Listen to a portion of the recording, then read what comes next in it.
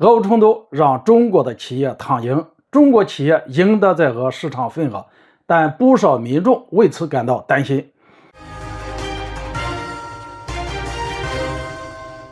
大家好，我是肖银华。俄乌冲突爆发以来，美西方国家对俄罗斯发起了多轮的制裁，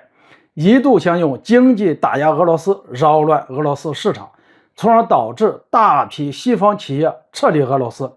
由于俄罗斯制造业以及工业实力还不足以完全满足国内的需求，所以西方企业撤离以后留出来的市场空白正等着来填补。那么谁能够迅速的填补俄罗斯国内的市场空白呢？近日俄罗斯媒体给出了答案。日前俄罗斯驻华大使在接受采访的时候表示，过去1年有近1000家公司因西方对俄制裁退出了俄罗斯市场。不过好在中国企业正在迅速填补这些空白。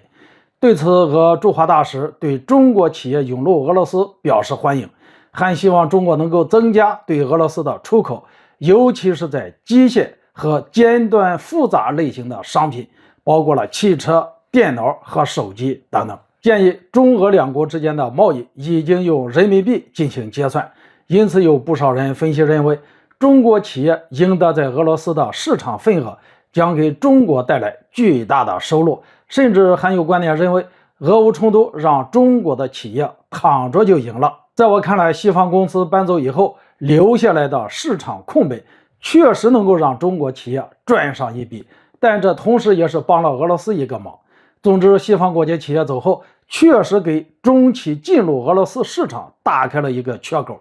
所以说让中国企业躺赢也说得过去。可惜就这样一件好事，在中国国内却有奇怪的声音传来。什么声音呢？就是在这一则消息发出之后，就有人开始说三道四，中国应该时刻对俄罗斯保持清醒和冷静，认为他们不过只是暂时买了替代产品而已。紧接着还有部分评论开始唱衰中国产品，认为中国产的汽车虽然是好车，但是发动机却比不上西方国家的。还有人开始担心不良商家趁机发横财，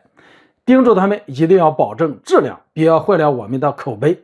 不难看出，当这些杂音汇聚到一起的时候，我们可见部分民众对中国企业赢得在俄罗斯市场的份额这件事情上过于担心多虑了。当然了，时刻保持警惕，抱有一丝悲观的心态看待任何事物并非是坏事，毕竟希望越大失望越大。可问题是，中国一些企业才刚刚进入到俄罗斯国内市场，这些杂音要是传到俄罗斯那里，我们自己都对自己的产品没有信心，那么他们会作何感想呢？所以我个人认为，对于这件事情，首先我们自己要有自信心，坚定中国造的产品质量信誉是第一的。再者，要加强市场的监督管控，打击一切不法商贩，让更多中国的好产品走出国门，走向世界，让世界上更多的人认识中国，信任中国，喜欢中国。